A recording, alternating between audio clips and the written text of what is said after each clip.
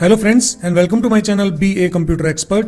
Microsoft Excel के इस video tutorial में हम पायट टेबल के वैल्यू फील्ड सेटिंग्स में शो वैल्यूज एज ऑप्शंस सीखेंगे। इन सभी ऑप्शंस को ए टू जेड सीखने के लिए इस वीडियो को एंड तक जरूर देखिए।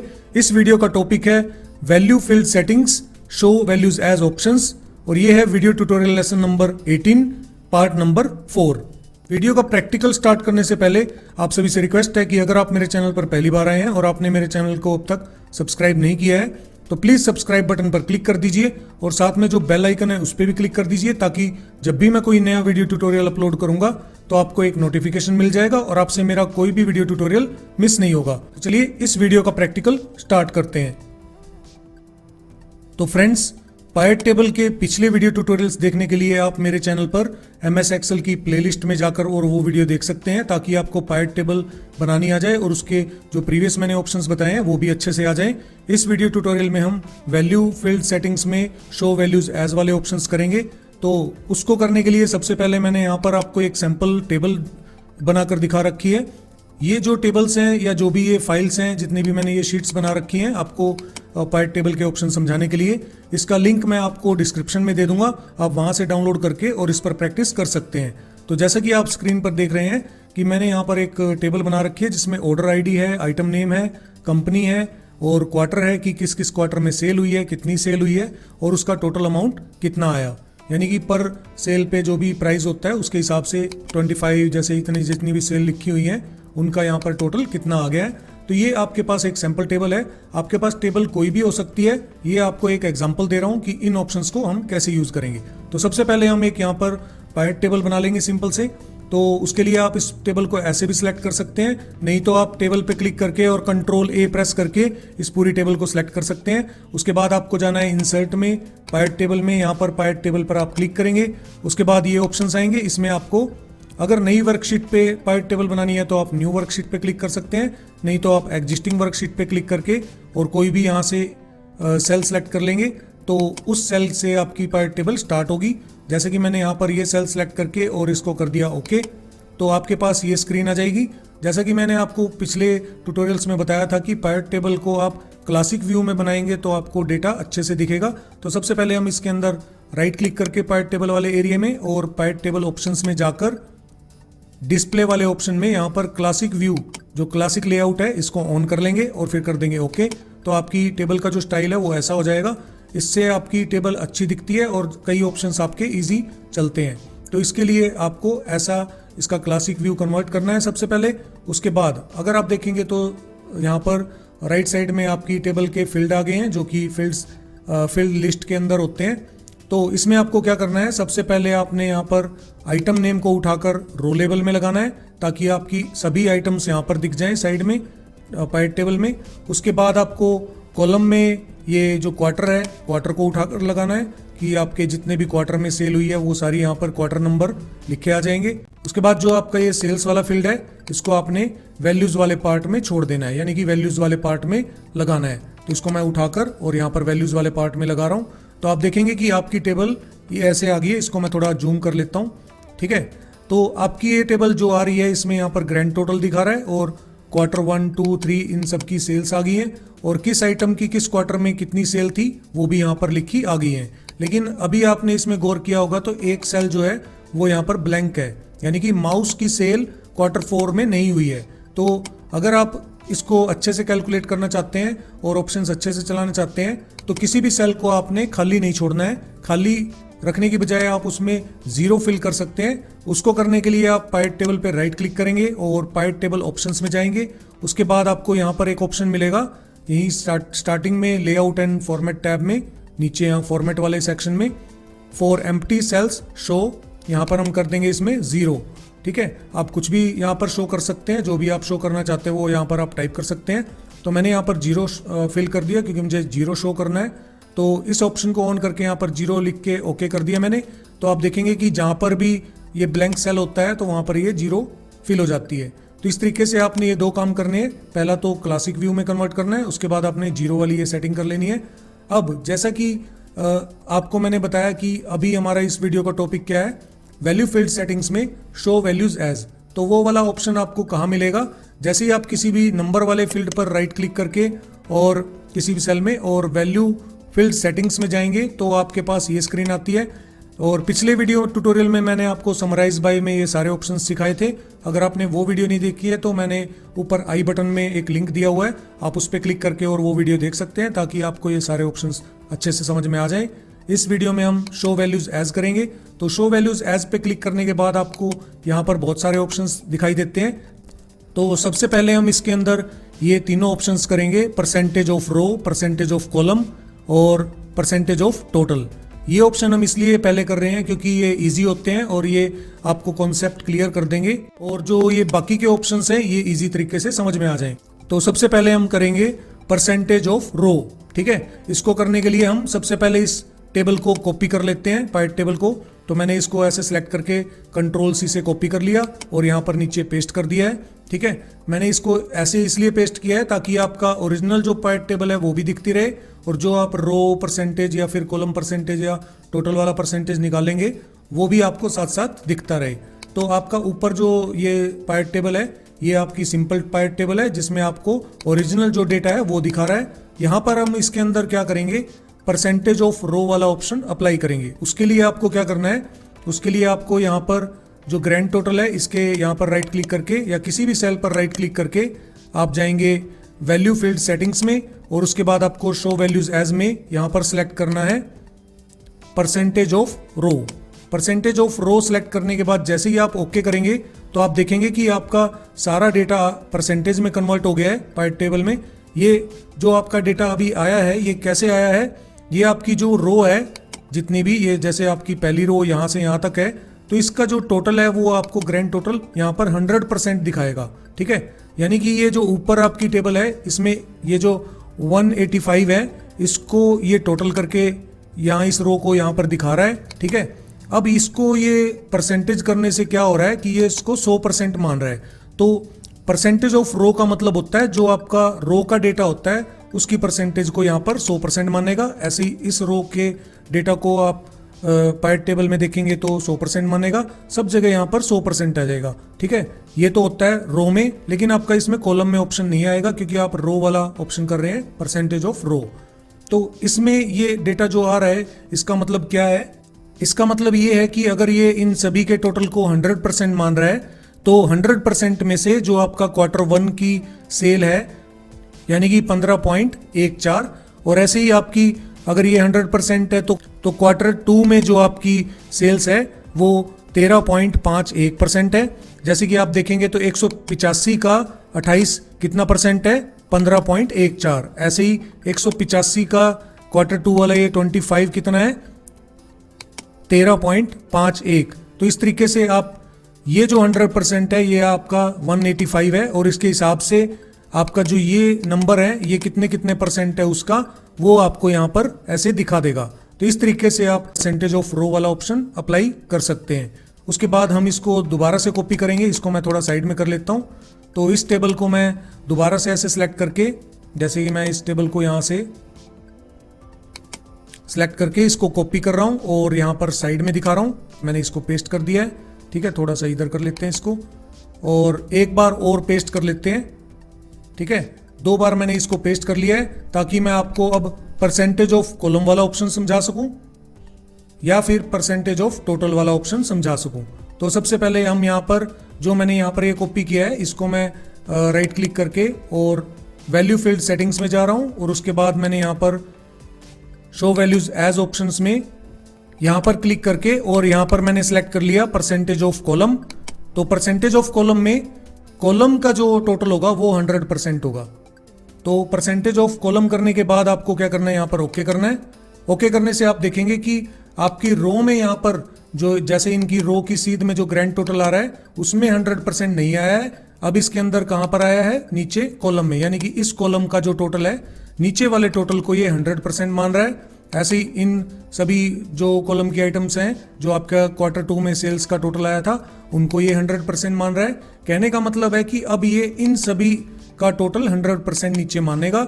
उसके हिसाब से अब जैसे हम इस टेबल में, नॉर्मल टेबल में देखें तो ये 164 है, तो 164 का ये 28 कितना परसेंट है, तो वो आपको यहाँ पर दिखा रहा है, ये 17.07% है, यानी 17.07। ऐसे ही 100% का यानी कि जो 164 था, इसका कीबोर्ड कितना परसेंट है, कितने परसेंट सेल हुआ है क्वार्टर 1 में, तो ये आपको दिखा रहा है यहाँ पर कि 164 का 59 जो है वो 35.98% है। तो आई होप आपको ये समझ में आ गया होगा कि अगर आप रो परसेंटेज ऑफ रो करेंगे तो आपकी रो में परसेंटेज यहाँ पर 100 आएगा, 100%।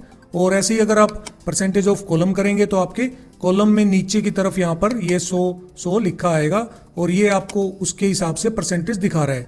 ऐसे ही आपका परसेंटेज ऑफ टोटल में होता है। जैसे कि अगर अभी आप देखेंगे तो रो वाले में तो यहाँ पर परसेंटेज 100 हो गई है, और कॉलम वाले में यहाँ पर परसेंटेज 100 हो गई है। लेकिन अगर आप यहाँ पर जैसे मैंने यहाँ पर इसको कॉपी किया था, इस पर मैं आपको परसेंटेज ऑफ टोटल अप्लाई करके दिखा रहा हूँ। तो इसके लिए आपको राइट क्लिक करना है, फिर वहाँ पर वैल्यू फील्ड सेटिंग्स में जाना है, और यहाँ पर आपको शो वैल्यूज एज में सिलेक्ट करना है यहाँ पर ऑप्शन परसेंटेज ऑफ टोटल। तो अगर आप परसेंटेज ऑफ टोटल करके ओके करेंगे तो आप देखेंगे इसमें ना तो रो में यहाँ पर परसेंटेज 100% आया है। मैं इसको थोड़ा ठीक कर देता हूँ। यहाँ पर ये जब आपके कॉलम छोटे हो जाते हैं तो आपकी ये जो नंबर है ना, ये थोड़े हैश वाले सिंबल्स में आ जाते हैं, तो आप उसको ऐसे बढ़ाकर ठीक कर सकते हैं, क्योंकि अगर ये बंद होंगे तो आप देखेंगे यहाँ पर ये हैश लग गए हैं। अगर आपके पास ऐसी सिचुएशन आ जाती है तो आप इसको डबल क्लिक करके ऐसे कॉलम को बड़ा कर सकते हैं ताकि वो नंबर प्रॉपर आ जाए। तो मैं बता रहा था कि आपको यहाँ पर आपने परसेंटेज ऑफ टोटल अप्लाई किया इस पाइट टेबल के अंदर, तो इसमें आप देखेंगे तो ना तो रो में 100% आ रहा है, ना ही कॉलम में 100% आ रहा है। ये आपका जो 100% आ रहा है ये किसका आ रहा है, ये इसका आ रहा है, ठीक है, इसका और इसका, ठीक है।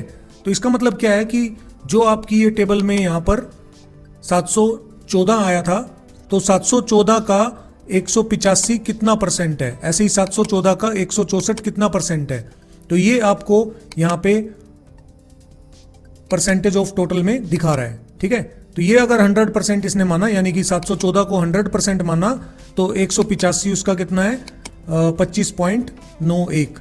ऐसे ही अगर मान लीजिए ये 714 100% माना तो 164 कितना है 22.97।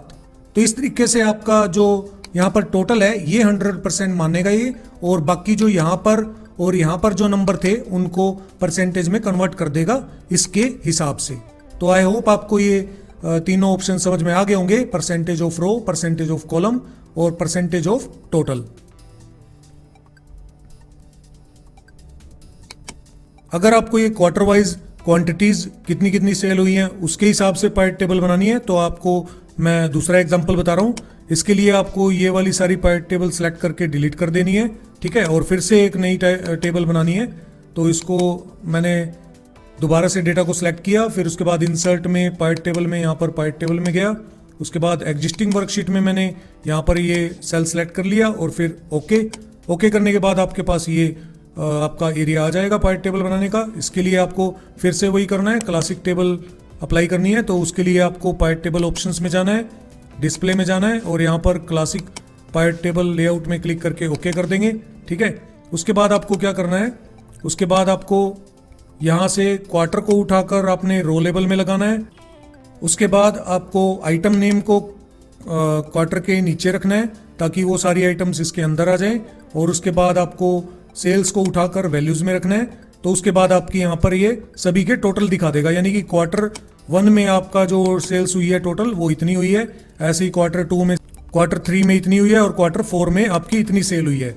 अब आप इसको परसेंटेज में कन्वर्ट करना चाहते हैं तो आप इसको राइट क्लिक करके और वैल्यू फील्ड सेटिंग्स में जाकर शो वैल्यूज एज में यहाँ से परसेंटेज ऑफ कॉलम कर सकते हैं, क्योंकि ये आपका डेटा कॉलम में है, और उसके बाद ओके।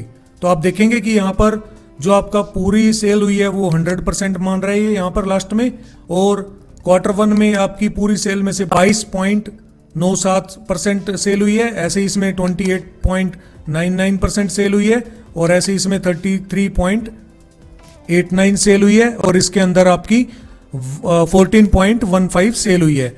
तो इन सभी को मिलाकर आपकी 100% जो सेल हुई है तो उसका परसेंटेज आपको यहाँ पर क्वार्टर 1, 2 और 3 के हिसाब से दिखा रहा है। तो इस तरीके से भी आप इसको कॉलम परसेंटेज ऑफ कॉलम को अप्लाई कर सकते हैं। इसका एक दूसरा तरीका भी है जिससे आप इसको और भी अलग तरीके से देखना चाहें तो पाइवट टेबल को बना के देख सकते हैं। उसके लिए आपको ये सभी फील्ड्स यहाँ से हटा देने हैं, तो मैं यहाँ से इसको ऑफ कर रहा हूँ, ठीक है। उसके बाद आपको नए सिरे से इसमें बनाना है, तो आपको जो क्वार्टर है उसको कॉलम में रखना है, ठीक है। आइटम नेम को आपने रो में रखना है और जो आपकी सेल्स है उसको आपने वैल्यूज में रखना है। तो आप देखेंगे कि आपकी एक सिंपल पाइवट टेबल यहाँ पर बन गई है। उसके बाद आपको फिर से सेल्स को उठाकर वैल्यूज वाले सेक्शन में रखना है। तो आप देखेंगे यहाँ पर क्वार्टर 1 की सेल और क्वार्टर 1 की सेल 2 आ गई है, ठीक है। तो इसमें आप इसको कैसे अप्लाई करेंगे, आप ये देखेंगे तो सभी क्वार्टर की ना 2-2 सेल आ गई है। मैं इसको थोड़ा सा मैं जूम आउट कर लेता हूं ताकि ये थोड़ा सा सही से दिख जाए स्क्रीन पर। अभी आप देखेंगे तो सभी क्वार्टर्स के 2-2 कॉलम आ गए हैं सेल्स के। तो इसमें आपको क्या करना है, जो सेकंड वाला कॉलम है उस पर राइट क्लिक करके आपको वैल्यू फील्ड सेटिंग्स में जाना है और शो वैल्यूज एज में जाना है। उसके बाद आपने यहाँ पर सिलेक्ट करना है परसेंटेज ऑफ कॉलम और फिर उसके बाद ओके। तो आप देखेंगे यहाँ पर ये सभी क्या है, यहाँ पर सिंपल डेटा है आपका और ये उसकी परसेंटेज आ गई है। ऐसे ही आपका ये सिंपल डेटा है और ये उसकी परसेंटेज आ गई है।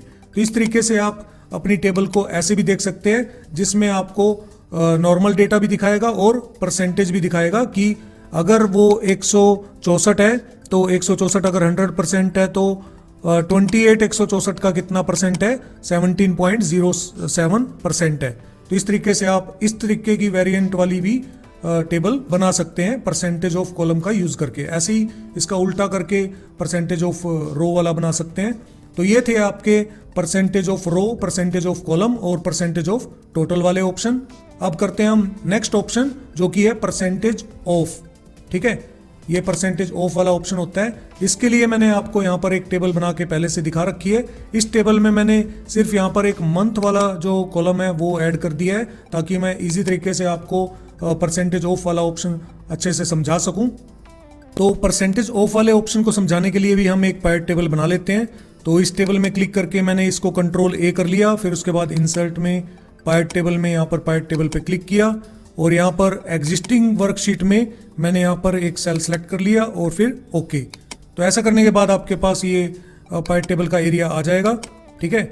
उसके बाद आप इस पे क्लासिक व्यू अप्लाई कर सकते हैं। तो राइट क्लिक करके पाइवट टेबल ऑप्शंस में जाकर और यहाँ से मैं इसको डिस्प्ले में classic pivot table layout on कर दूंगा और फिर उसके बाद ओके। तो उसके बाद आपने आइटम नेम को रो में लगाना है, ठीक है। उसके बाद आपने जो क्वार्टर है उसको कॉलम में लगाना है, जो सेल्स है उसको आपने वैल्यूज में लगाना है। तो इस तरीके से आपकी ये पाइवट टेबल बन जाएगी। इसको हम ऐसे कैसा रखेंगे और इसकी एक कॉपी कर लेते हैं। तो इसको सिलेक्ट करके मैंने कॉपी कर लिया कंट्रोल सी से और यहाँ पर नीचे पेस्ट कर दिया ताकि मैं आपको उसका डिफरेंस बता सकूं कि इसका क्या डिफरेंस है। तो उसके लिए परसेंटेज ऑफ वाला ऑप्शन करने के लिए आप किसी भी फील्ड पर राइट क्लिक करके जिसमें नंबर हो तो उस पर राइट क्लिक करके वैल्यू फील्ड सेटिंग्स में जाएंगे।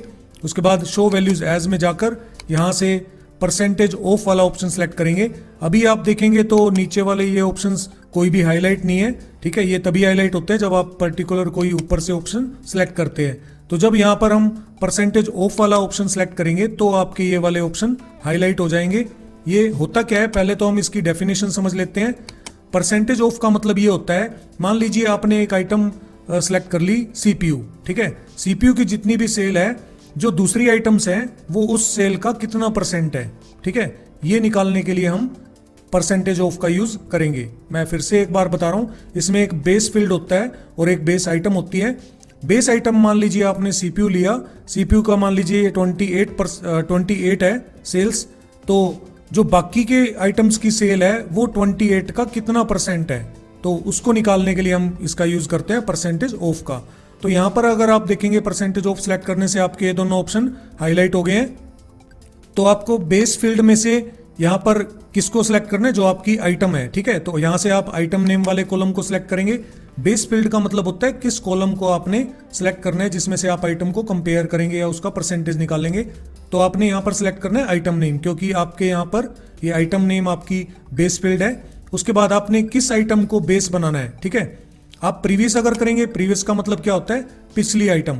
जैसे मान लीजिए अभी मैं आपको परसेंटेज प्रीवियस करके दिखा रहा हूँ, परसेंटेज ऑफ प्रीवियस, और फिर मैंने इसको किया ओके। तो आप देखेंगे कि जो पहला आपने सीपीयू था वो आइटम, तो इसको ये 100% मानेगा। 100% का ये जो कीबोर्ड है, जैसे कि ये है 100% का कीबोर्ड कितना है 59 यहाँ पर दिखा रहा है, तो 100% इसने माना है 28 को, तो 59 इसका क्या है 210.71% है। ठीक है, ऐसे ही अगर आप ये 33 59 का, क्योंकि हमने ऑप्शन क्या सिलेक्ट किया है, प्रीवियस, तो ये पिछले वाले जो पिछला जो अमाउंट होगा या जो सेल्स होगी या कोई भी नंबर होगा उसके हिसाब से आगे परसेंटेज निकालेगा। ठीक है, तो जो 33 है वो 59 का कितना परसेंट है, 55.93%। तो प्रीवियस में तो ऐसा होता है। अगर आप नेक्स्ट करेंगे तो ऐसे नेक्स्ट में कि ये वाला जो नंबर है ये अगले वाले नंबर का कितना परसेंट है, ये ऐसे निकालेगा। अगर हम इसको राइट क्लिक करके और वैल्यू फील्ड सेटिंग्स में शो वैल्यूज एज में यहां पर नेक्स्ट सेलेक्ट कर देते हैं और फिर कर देते हैं ओके, तो आप देखेंगे कि अगर इसने नीचे वाले फील्ड को माना 100% तो ये उल्टा हो जाएगा, यानी कि ये जो पिछला माउस का सेल्स था ये हमारा नेक्स्ट वाले का कितना परसेंट है। फॉर एग्जांपल ये 44 है, तो 44 का 33 कितना परसेंट है ये आपको यहां पर दिखा रहा है। तो अगर इसने 44 को 100% माना तो 33 उसका 75% है। ठीक है, इस तरीके से हम यहां पर देख सकते हैं कि पिछला जो नंबर है वो नेक्स्ट वाले का कितना परसेंट है, ऐसे ये जो है ये इसका कितना परसेंट है, और ये जो है ये इसका कितना परसेंट है। तो इस तरीके से हम प्रीवियस और नेक्स्ट वाला परसेंटेज ऑफ कर सकते हैं। अभी मैं इसमें आपको एक बेस फील्ड लेकर और उसके अंदर बेस आइटम लेकर और ये दिखाता हूं कि उस बेस आइटम के हिसाब से ये कैसे कैलकुलेट करेगा। तो मैंने इसको राइट क्लिक किया, वैल्यू फील्ड सेटिंग्स में हम गए, शो वैल्यूज एज में गए, तो यहां पर आपने आइटम नेम को बेस फील्ड सेलेक्ट कर लिया और आइटम किस आइटम के आधार पर, यानी कि किस आइटम के अकॉर्डिंग आप परसेंटेज देखना चाहते हैं वो आइटम आप यहां से सिलेक्ट करेंगे। मान लीजिए आपने बेस आइटम मान लिया सीपीयू, ठीक है, या मान लीजिए आप कीबोर्ड मान लीजिए। बेस आइटम आपने मान लिया कीबोर्ड, तो ये कीबोर्ड को तो 100% कर देगा और बाकियों की परसेंटेज निकालेगा कीबोर्ड की परसेंटेज के हिसाब से। तो जैसे ही हम इसको ओके करेंगे तो आप देखेंगे कि कीबोर्ड तो 100% हो गया सब जगह। ठीक है, तो कीबोर्ड का सीपीयू की जो सेल है वो कितने परसेंट है, 47.46% है। ऐसे ही जो माउस की सेल है वो कीबोर्ड की कितनी परसेंट सेल है, 55.93। इसको और आसानी से समझने के लिए मैं ऊपर आपको दिखाता हूं कि मान लीजिए आपका 100% है 59, तो 33 59 का कितना परसेंट है वो ये आपको यहां पर दिखा रहा है, ये इसका 55.93% है। ऐसे ही प्रिंटर जो है 44, ये 59 का कितना परसेंट है, तो ये 59 का 74.58% है।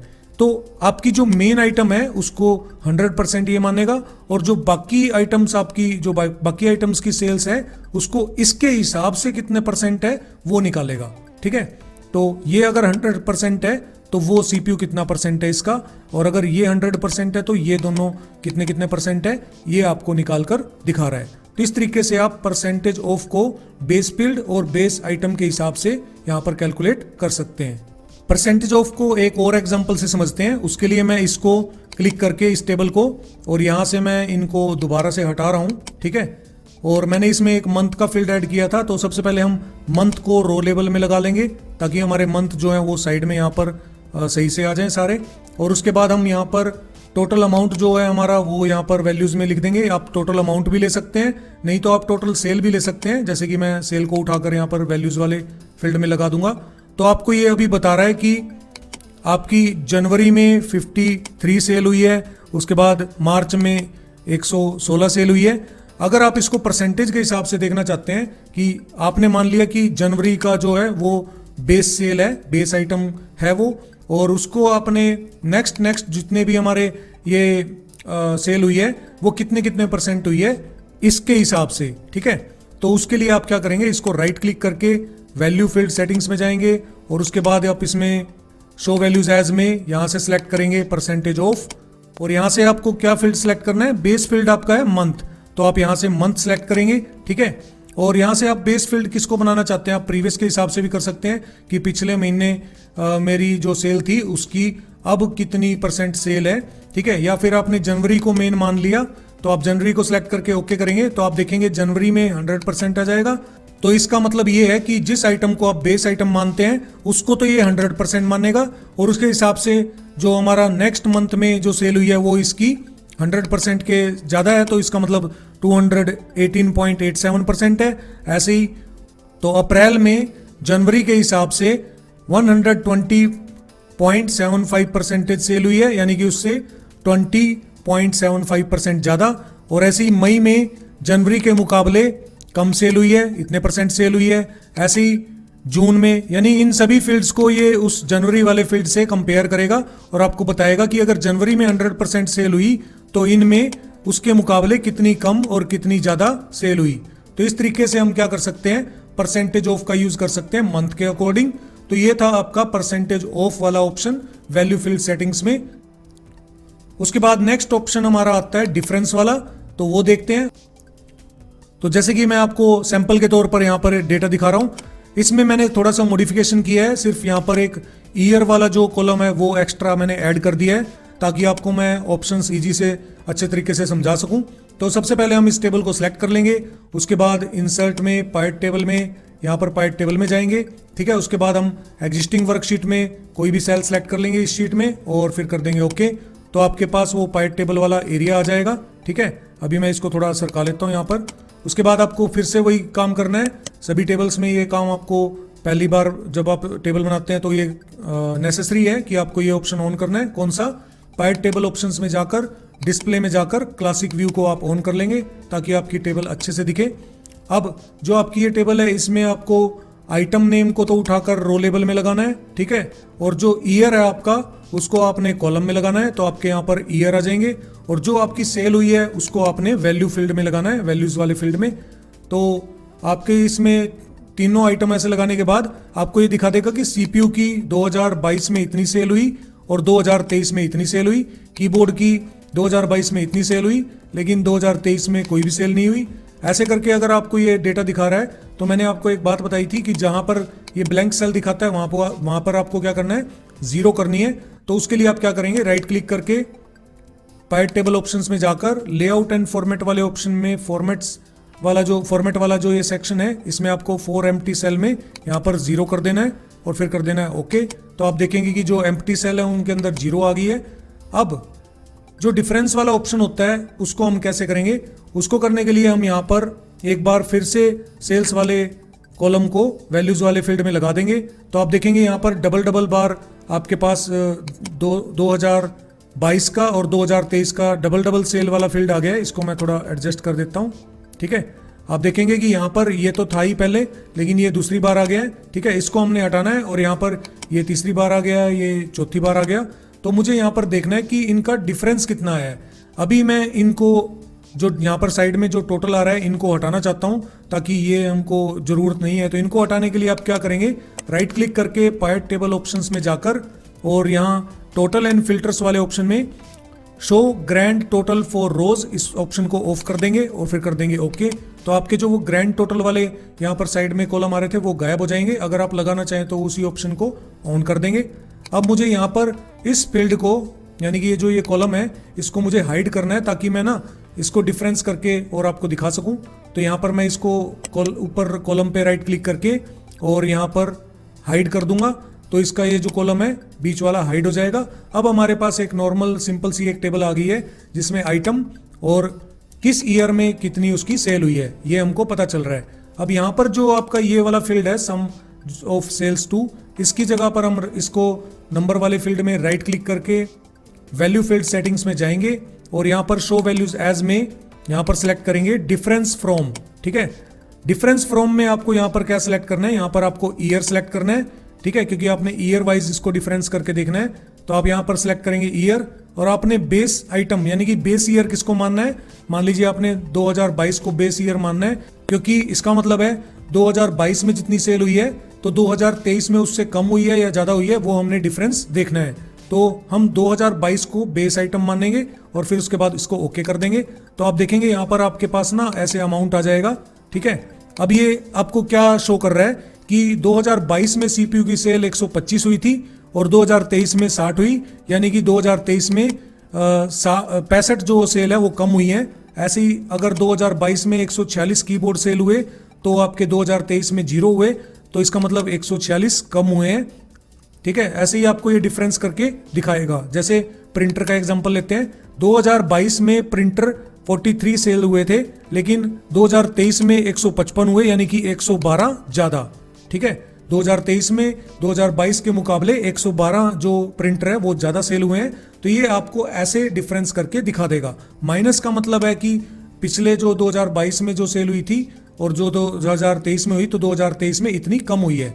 और अगर आपका प्लस में आंसर आता है, जैसे ये नेगेटिव आंसर नहीं आ रहा है, तो इसका मतलब है कि आपकी 2023 में सेल ज़्यादा हुई है। तो ये तो है इसका एक एग्जांपल जिससे आपको मैंने बताया कि डिफरेंस आप कैसे कर सकते हैं। अगर आप इसमें डिफरेंस परसेंटेज भी देखना चाहते हैं तो आप एक बार फिर सेल्स वाले को कॉलम को उठाकर यहाँ पर वैल्यूज में लगा सकते हैं। उसके बाद फिर से ये आ जाएगा और फिर से मैं इस कॉलम को हटा देता हूँ क्योंकि इसकी जरूरत नहीं है, तो कॉलम में राइट क्लिक करके हाइड कर देंगे।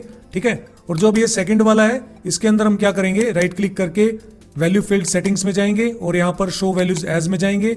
यहाँ से सिलेक्ट करेंगे परसेंटेज डिफरेंस फ्रॉम। ठीक है, इसमें आपको सिर्फ परसेंटेज दिखा देगा, बस इतना ही फर्क है। इसमें भी आप ईयर सेलेक्ट करेंगे, 2022 को सिलेक्ट करेंगे और फिर ओके। तो आप देखेंगे कि 52% कम सेल हुई है 2023 में 2022 के मुकाबले। तो ये आपको यहाँ पर ऐसे परसेंटेज दिखाएगा। और ऐसे ही मान लीजिए ये दिखा रहा है कि 2023 में 100% कम हुई है सेल 2022 के मुकाबले। तो इस तरीके से आप यहाँ पर देख सकते हैं। इसमें यहाँ पर ये एरर दिखा रहा है, ये एरर इसलिए दिखा रहा है क्योंकि आपकी पहले वाले जो बेस फील्ड है उसमें 0 सेल थी, तो 0 को किसी नंबर से अगर आप डिवाइड करेंगे तो वो इन्फिनिटी आएगा, तो इसलिए आपका ये यहाँ पर डिवाइड बाय 0 वाला ऑप्शन यानी ये एरर आ रहा है। तो इसको आप इग्नोर कर सकते हैं। अगर आपका यहाँ पर कोई नंबर होता तो वो आपको ये परसेंटेज निकाल कर दिखा देता। कहने का मतलब ये आपको सिर्फ नॉर्मली डिफरेंस दिखा रहा है और ये उस डिफरेंस को परसेंटेज में दिखा रहा है कि कितना परसेंट कम हुआ है या कितना परसेंट ज़्यादा हुआ है। जैसे कि अगर आप यहाँ पर देखेंगे कि 2022 में अगर 43 सेल हुई थी और 2023 में 155 सेल हुई है, तो 2023 की जो सेल है वो 2022 के मुकाबले 260.47% ज्यादा हुई है। तो इस तरीके से आप क्या कर सकते हैं, डिफरेंस और डिफरेंस परसेंटेज का यूज कर सकते हैं। इन ऑप्शंस को और इजी तरीके से समझने के लिए मैं आपको एक और एग्जांपल दे रहा हूं। इसके लिए मैं इस टेबल को तो डिलीट कर रहा हूं और दोबारा से हम फिर से नई टेबल बनाते हैं। उससे पहले हम यहां पर जो हमने कॉलम हाइड किए थे उसको शो कर लेते हैं, ऐसे सिलेक्ट करके दोनों कॉलम्स को, क्योंकि इसमें के और फिर उसके बाद LM वाला जो कॉलम है वो हाइड हो गया था, हमने जो हाइड किया था। तो उसको यहाँ से राइट क्लिक करके हम अनहाइड कर देंगे ताकि हमारे सारे कॉलम्स आ जाएं। उसके बाद फिर से हम क्या करेंगे, इस टेबल को कंट्रोल A करके इंसर्ट में पार्ट टेबल में जाएंगे और एग्जिस्टिंग वर्कशीट में क्लिक करके और यहाँ पर कोई सेल सेलेक्ट कर लेंगे, फिर उसके बाद ओके। फिर इसको क्लासिक व्यू में कन्वर्ट कर लेंगे, तो राइट क्लिक करके पार्ट टेबल ऑप्शंस में जाकर डिस्प्ले में यहाँ पर क्लासिक व्यू वाला ऑप्शन ऑन कर देंगे, फिर ओके। उसके बाद अब हमने यहाँ पर सबसे पहले इसको मंथ को रो लेवल में लगाना है। ठीक है, मंथ को हम उठाकर ऐसे रो लेवल में लगा लेंगे। उसके बाद आपने ईयर को फिल्टर में लगाना है। ईयर को यहाँ पर रिपोर्ट फिल्टर वाले सेक्शन में लगाएंगे ताकि आप 2022 और 23 का अलग अलग रिकॉर्ड कभी भी देख सके। उसके बाद सेल्स को उठाकर हम यहाँ पर वैल्यूज में लगा देंगे, तो हमारे पास ये एक ऐसी टेबल आ जाएगी। अब इसमें अगर हम यहाँ से सिलेक्ट करेंगे 2022 और फिर मैंने किया इसको ओके, तो फिल्टर से क्या होगा, ये आपको 2022 का ही रिकॉर्ड दिखाएगा। ठीक है, कि 2022 में जनवरी में मार्च में इनमें क्या क्या कितनी कितनी सेल हुई। तो अगर आप देखना चाहते हैं कि पिछले मंथ से इस मंथ कितनी ज़्यादा सेल हुई या कितनी कम सेल हुई, तो उसके लिए आप इसको सेल्स वाले फील्ड को दोबारा उठाकर वैल्यूज वाले सेक्शन में लगा देंगे, तो आपके पास यहाँ पर 2 फील्ड आ जाएंगे। इस फील्ड में तो हम नॉर्मल वैल्यू रखेंगे क्योंकि हमने ये नॉर्मल सेल्स देखनी है, और इस फील्ड में मैं आपको दिखा रहा हूँ कि प्रीवियस मंथ से नेक्स्ट मंथ में कितनी कम या ज़्यादा सेल हुई है। उसके लिए आप इसमें किसी भी सेल पर राइट क्लिक करके वैल्यू फील्ड सेटिंग्स में जाएंगे और यहाँ से शो वैल्यूज एज में यहाँ से सिलेक्ट करेंगे डिफरेंस फ्रॉम। यहाँ पे आपका बेस जो फील्ड है वो है मंथ, तो आपको मंथ सेलेक्ट करना है और आपने यहाँ पर सिलेक्ट करना है प्रीवियस और फिर आपने करना है ओके।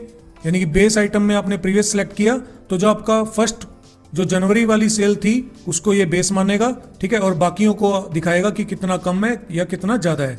अगर मैंने इसको यहाँ से ओके कर दिया तो आप देखेंगे कि ये ऊपर वाला सेल तो यहाँ पर ब्लैंक आ गया है, ठीक है, क्योंकि इसने जनवरी वाले सेल को क्या माना है, बेस आइटम माना है। तो अगर मान लीजिए बेस आइटम पिछले महीने आपकी 53 सेल हुई थी तो इस महीने मार्च में यानी कि नेक्स्ट मंथ आपकी पिछले महीने से -4 यानी कि 4 सेल कम हुई है।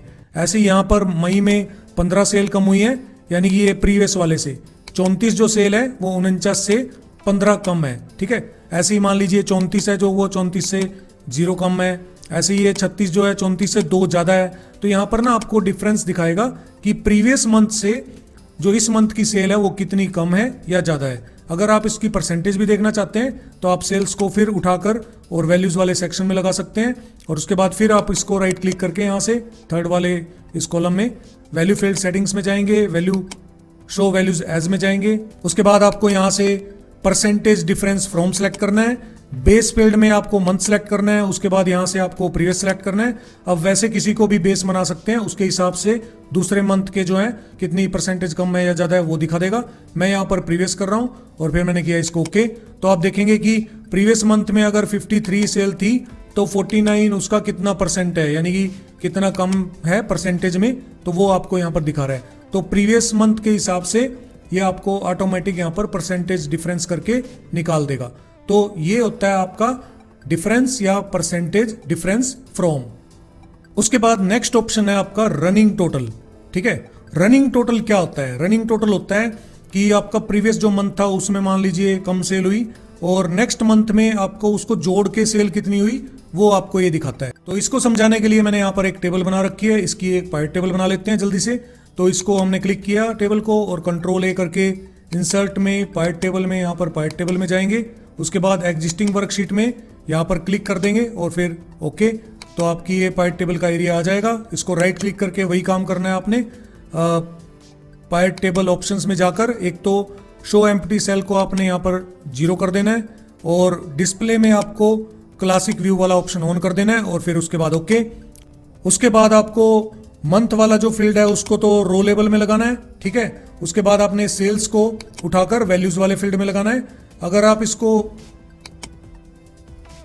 रनिंग टोटल को देखना चाहते हैं तो उसके लिए आप सेल्स को उठाकर और दोबारा से यहाँ पर वैल्यूज वाले फील्ड में लगाएंगे तो आपके पास 2 कॉलम आ जाएंगे सेम। उसके बाद जो सेकंड कॉलम है उसके अंदर आपको राइट क्लिक करके वैल्यू फील्ड सेटिंग्स में जाना है और यहाँ पर शो वैल्यूज एज में जाना है। यहाँ से हम सिलेक्ट करेंगे, ये देखिए difference from, percentage of difference, percentage difference from, ये ऑप्शन मैं आपको बता चुका हूँ। तो यहाँ पर नेक्स्ट ऑप्शन आ गया रनिंग टोटल इन। तो आप रनिंग टोटल इन पे जब क्लिक करके ओके करेंगे, ठीक है, इसमें आपको यहाँ से ऑप्शन सेलेक्ट करने की जरूरत नहीं होती क्योंकि आपका ऑटोमेटिकली वहाँ पर सिलेक्टेड होता है ऑप्शन। लेकिन अगर आप करना चाहें तो यहाँ पर बेस फील्ड को मंथ सेलेक्ट कर सकते हैं और उसके बाद ओके। तो आप देखेंगे कि आपका यहाँ पर जो डेटा आ रहा है वो कैसे आ रहा है कि जनवरी में हमारी 53 सेल हुई है, उसके बाद मार्च में 116 सेल हुई है। तो 116 और 53 को मिलाकर हमारी जो रनिंग टोटल है, रनिंग टोटल का मतलब है करंटली कितना अब तक सेल हो चुकी है, ठीक है। ऐसे ही मान लीजिए यहाँ तक आपका 169 हुआ है सेल, तो अप्रैल में 64 हुआ है, उसको मिलाकर आपकी कितनी सेल हुई है। तो जो आपका पिछली प्रीवियस सेल जितनी भी हो चुकी है टोटल, उसको ये नेक्स्ट सेल में ऐड करके आपको दिखाता जाएगा। तो आप देखेंगे कि ये और ये जोड़कर इसने यहाँ पर दिखा दिया है, ऐसे इसको और इसको जोड़कर इसने यहाँ पर दिखा दिया है। तो ऐसे ही ये इसको जोड़कर यहाँ पर दिखा रहा है, यानी प्रीवियस जितनी भी सेल हो चुकी है आपकी उसको आगे वाली सेल में ऐड करता जाएगा और आपको दिखाता जाएगा। रनिंग टोटल का मतलब होता है ये। तो रनिंग टोटल में प्रीवियस सेल जितनी भी हो चुकी हैं वो आपको करंटली दिखती रहेंगी कि कितनी आज तक सेल टोटल हो चुकी है। उसके बाद नेक्स्ट ऑप्शन आपका जो लास्ट ऑप्शन है वो आता है इंडेक्स का, ठीक है। इंडेक्स वाले ऑप्शन को समझाने के लिए मैंने यहाँ पर एक अलग से टेबल बना रखी है। इसमें मैंने यहाँ पर एक सिटी का कॉलम ऐड कर दिया है ताकि आपको मैं अच्छे से ये समझा सकूँ कि आप इंडेक्स को कैसे यूज़ कर सकते हैं। वैसे सबसे पहले हम इंडेक्स का मतलब जान लेते हैं। इंडेक्स का मतलब ये होता है कि आपकी जो सेल हुई है या जो भी आपका न्यूमेरिक नंबर है उसकी इम्पोर्टेंस कितनी है, ठीक है। अब उसकी इंपॉर्टेंस कितनी है कि अगर वो नंबर कम होगा तो आपके बिजनेस पे क्या इफेक्ट पड़ेगा, अगर नंबर ज़्यादा होगा तो उससे क्या इफेक्ट पड़ेगा। तो इंडेक्स निकालने का एक फॉर्मूला भी होता है जो मैं आपको अभी बताऊंगा। तो सबसे पहले जैसे हमारे पास ये टेबल है, इसका हमने इंडेक्स वाली टेबल बना के देखनी है, पायट टेबल। तो उसके लिए आप इसको कंट्रोल ए कर लेंगे, फिर इंसर्ट में पायट टेबल में यहाँ पर पायट टेबल बना लेंगे।